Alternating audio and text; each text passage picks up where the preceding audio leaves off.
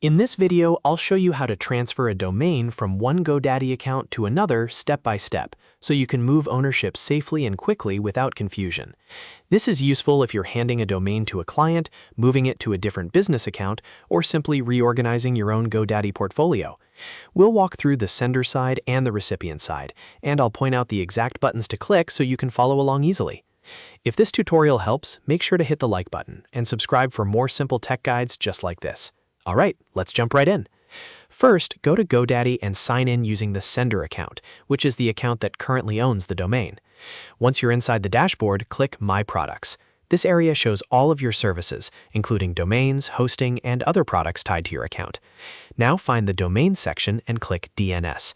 Depending on your layout, this may take you into your domain management area, where the settings for each domain are listed. From there, click Domain Settings. This is where you'll find the transfer option and other important configuration controls for the domain. Next, look for and click Transfer to another GoDaddy account. This feature is designed specifically for moving the domain from one GoDaddy login to another while keeping the transfer within the GoDaddy system. After that, you'll need to enter the recipient's email address. Make sure you type it carefully, because this is where the transfer request will be sent. GoDaddy will usually ask you to enter the email address a second time to confirm it, so re-enter it exactly as before. This double check helps prevent mistakes and ensures the request goes to the correct account.